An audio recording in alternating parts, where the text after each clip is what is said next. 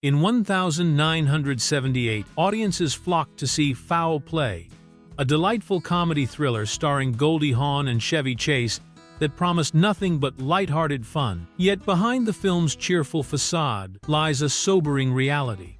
7 beloved actors from this entertaining romp have since passed away, their laughter forever silenced.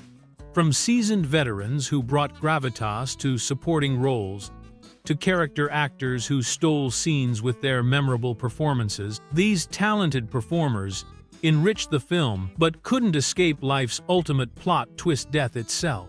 Burgess Meredith. In Foul Play, Burgess Meredith brought warmth and unexpected action to the role of Mr. Hennessy, Gloria's quirky apartment-building landlord who kept pet snakes and turned out to be surprisingly handy in a crisis. Though his screen time was limited, Meredith's natural charisma and seasoned acting skills made every moment count, transforming what could have been a throwaway character into someone audiences genuinely cared about. His presence added a touch of old Hollywood class to the light-hearted thriller, proving once again why he was one of America's most respected character actors. Born Oliver Burgess Meredith in Cleveland, Ohio in 1907, he discovered his love for acting early in life despite a difficult childhood marked by an alcoholic father and fragile mother. After leaving Amherst College, Meredith worked various jobs including merchant seaman and reporter before joining Eva Le Gallienne's Civic Repertory Theater in 1929. His Broadway breakthrough came in 1935 with Winterset, a role specifically written for him by playwright Maxwell Anderson, which launched his transition to Hollywood films. Meredith's career spanned an incredible range of roles across 7 decades. He earned Academy Award nominations for The Day of the Locust in 1975 and Rocky in 1976, where he played Mickey Goldmill, the gruff but caring boxing trainer who became one of his most beloved characters. Television audiences knew him as the Penguin on the 1960s Batman series and from multiple appearances on The Twilight Zone. His distinctive raspy voice and ability to switch between comedy and drama made him one of Hollywood's most dependable supporting actors. On September 9, 1997, Meredith died at his Malibu home at age 89 after battling Alzheimer's disease and cancer. His final years had been difficult as the diseases gradually took away his memory and strength, but he remained surrounded by family and friends who cherished his wit and wisdom until the end. Burgess Meredith left behind a legacy of versatile performances that enriched every production he touched, proving that character actors often provide the heart and soul that makes great films truly memorable. Rachel Roberts. In Foul Play, Rachel Roberts delivered a memorable performance as Gerda, bringing her natural intensity and dramatic skill to what could have been a simple supporting role. Her scenes crackled with the kind of authenticity that only comes from years of serious acting training, and she managed to make even brief moments feel significant and real. Roberts brought a touch of genuine British theatrical gravitas to the comedy, showing her ability to adapt her considerable dramatic talents to lighter material without losing any of her commanding screen presence. Born in Llanelli, Wales in 1927, Roberts grew up in a strict Baptist household that she would later rebel against throughout her life. After studying at the University of Wales and the Royal Academy of Dramatic Art, she began her professional career in repertory theatre during the early 1950s. Her breakthrough came with the British New Wave films of the 1960s, where her powerful performances as working-class women struggling with difficult circumstances established her as one of Britain's most respected actresses. Roberts achieved her greatest recognition for 2 landmark British films that showcased her remarkable range and emotional depth. Her role in Saturday Night and Sunday Morning in 1960 earned her a British Academy Film Award, while her devastating performance in This Sporting Life in 1963 brought her both another BAFTA and an Academy Award nomination for Best Actress. These films proved her ability to portray complex, passionate women with complete honesty and conviction. making her one of the defining actresses of British cinema's golden age. Her personal life became increasingly troubled following her marriage to actor Rex Harrison in 1962. Their relationship was marked by heavy drinking, public fights, and emotional instability that affected both their careers. When Harrison left her for another woman, and their divorce was finalized in 1971, Roberts struggled to cope with the rejection and loss. On November 26, 1980, Roberts died by suicide at her Los Angeles home at age 53. She had consumed a lethal combination of barbiturates, alcohol, and a caustic substance that caused immediate and fatal damage. Rachel Roberts left behind a body of work that captured the struggles and strength of ordinary people with extraordinary skill and compassion. Eugene Roche. In Foul Play, Eugene Roche delivered a chilling performance as Archbishop Thorncrest, the corrupt religious leader at the center of the assassination plot against the Pope. His ability to portray a man of God turned murderous villain was both shocking and completely convincing, showing how his warm, familiar face could suddenly become menacing when the script demanded it. Roche brought just the right balance of authority and sinister intent to make the character genuinely frightening, proving that sometimes the most dangerous villains are those who hide behind positions of trust and respect. Born on September 22, 1928 in Boston, Massachusetts, Roche discovered his love for acting while still in high school, where he began doing voice work on local radio stations. After serving in the Army, he used the GI Bill to study drama at Emerson College, then spent the early 1950s working in San Francisco theater before moving to New York to pursue television and Broadway opportunities. His open, friendly face and stocky build made him perfect for playing everyday American characters, though he proved equally capable of handling dramatic and comedic roles. Roche became a household name through his television work, particularly his memorable recurring roles on popular sitcoms of the 1970s and early 1980s. He played Pinky Peterson, Archie Bunker's practical joking neighbor on All in the Family, and later appeared as the romantic attorney Ronald Malou on the soap opera parody Soap. His work as Bill Parker, the lovable landlord on Webster, showed his gift for playing warm, father figure types that audiences instantly trusted and liked. Beyond television, he appeared in notable films including Slaughterhouse-Five and Corvette Summer, always bringing depth to supporting roles.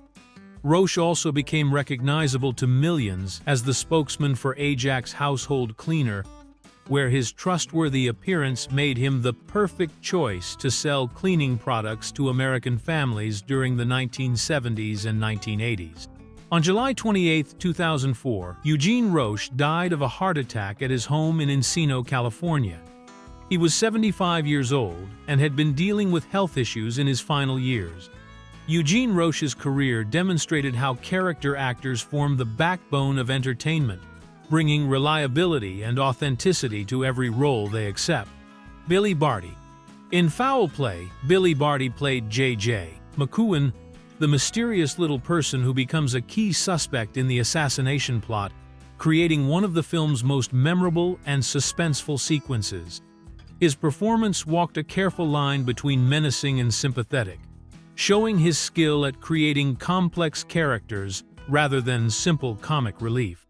Barty brought genuine dramatic weight to scenes that could have easily become exploitative, demonstrating his talent for elevating any material through his natural acting ability and professional approach to even the most challenging roles.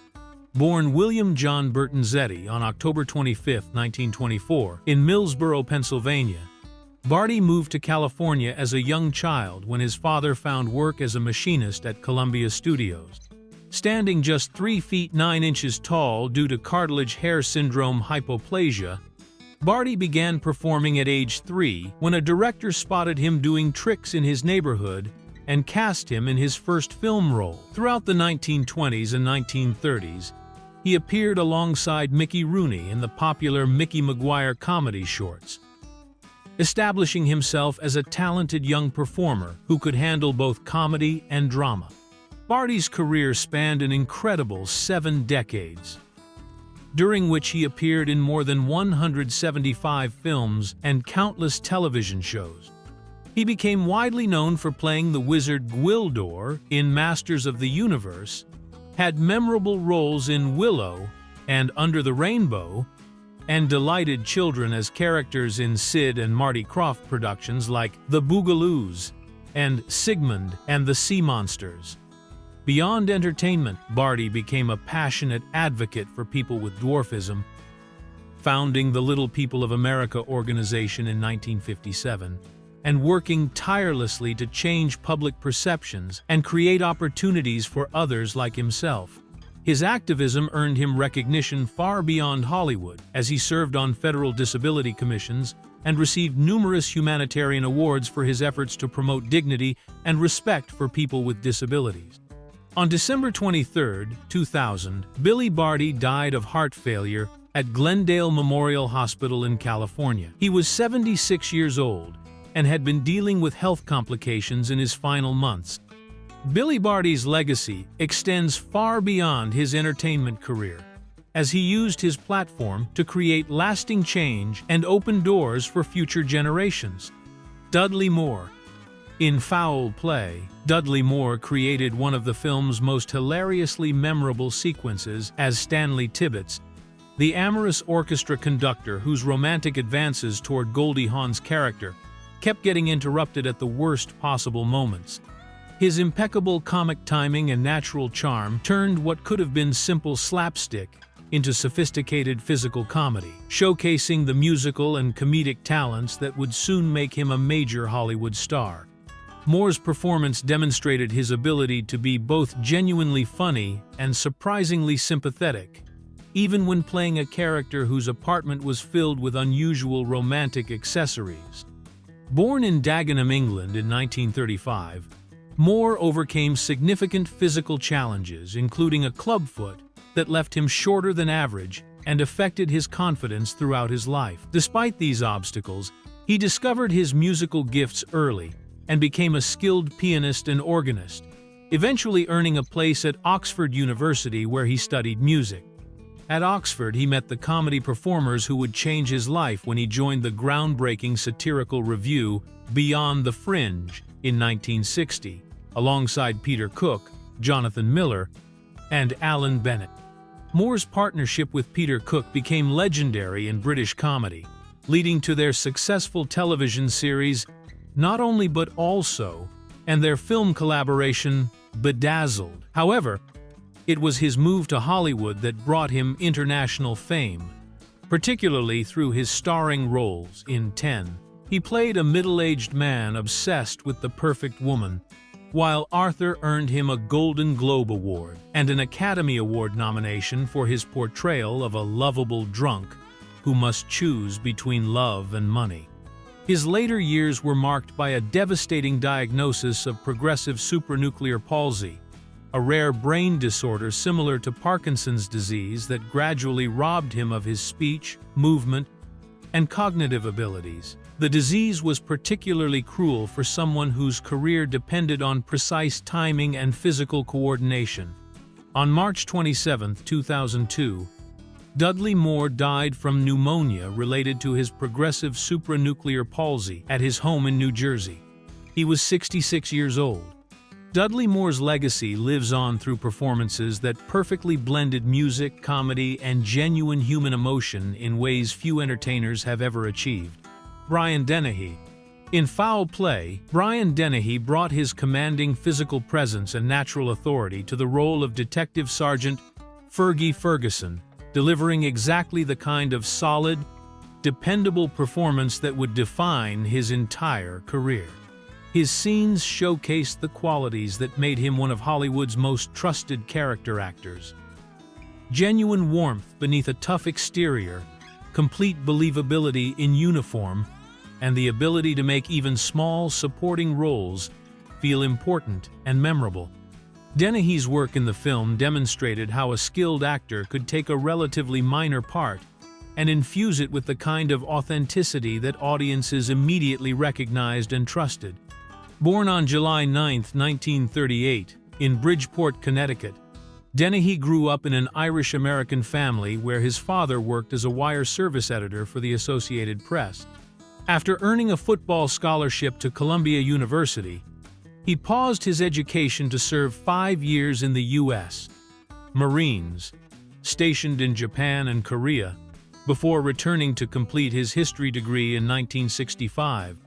Like many aspiring actors, he supported his growing family by working blue-collar jobs, including driving a taxi, bartending, and even a brief, unhappy stint as a stockbroker for Merrill Lynch. Dennehy's breakthrough came with his role as Sheriff Will Teasel in First Blood, where he played the antagonist pursuing Sylvester Stallone's Rambo character, establishing himself as a formidable screen presence. His film career included memorable performances in Silverado, Cocoon, Tommy Boy, and Romeo plus Juliet, but it was his stage work that earned him the greatest critical acclaim.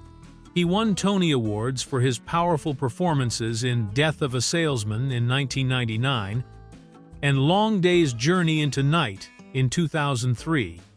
Throughout his career, Dennehy remained dedicated to theater, particularly in Chicago, where he frequently returned to work with local companies and helped nurture new talent. On April 15, 2020, Brian Dennehy died of natural causes from a heart attack at a hospital in New Haven, Connecticut. He was 81 years old. Brian Dennehy's legacy stands as proof that true acting greatness comes from honesty, dedication, and the courage to bring complete authenticity to every role. Mark Lawrence. In Foul Play, Mark Lawrence delivered a chilling performance as Stiltskin, one of the film's primary villains, bringing 6 decades of experience playing menacing characters to this memorable role. His naturally intimidating appearance, marked by a pock-marked complexion and brooding eyes, made him instantly recognizable as a threat, while his seasoned acting skills ensured that Stiltskin felt genuinely dangerous rather than cartoonish. Lawrence's work in the film demonstrated how a master character actor could take a relatively straightforward villain role and infuse it with the kind of authentic menace that comes only from years of perfecting the craft of playing bad guys. Born Max Goldsmith in New York City in 1910, to Polish Jewish and Russian Jewish immigrant parents, Lawrence discovered acting during his school years and eventually earned a scholarship to Eva Le Gallienne's prestigious repertory theater in 1930. His film debut came in 1933, and his distinctive looks immediately typecast him as a heavy, leading studio executive Harry Cohn to tell him that notorious mobster Johnny Rosselli had called Lawrence the best hood in films. This reputation served him well throughout the 1930s and 1940s, when he appeared in classic films alongside major stars, always playing the dangerous men audiences loved to hate. Lawrence's career took a dramatic turn in 1951 when he was called before the House Un-American Activities Committee during the communist witch hunts of the McCarthy era. After admitting to past Communist Party membership and reluctantly naming colleagues, he found himself blacklisted in Hollywood and moved his family to Italy, where he spent 6 years appearing in European films. His return to American cinema in the late 1950s marked the beginning of a remarkable second act that continued well into his 90s, with memorable roles in The Man with the Golden Gun, Marathon Man, and From Dusk Till Dawn. Even in his final years, Lawrence remained active in films, proving that his particular brand of screen villainy never went out of style. On November 28, 2005, Mark Lawrence died of heart failure at his Palm Springs home. He was 95 years old. Mark Lawrence's extraordinary longevity as a character actor proved that sometimes the most memorable performances come from those who master the art of being unforgettable villains.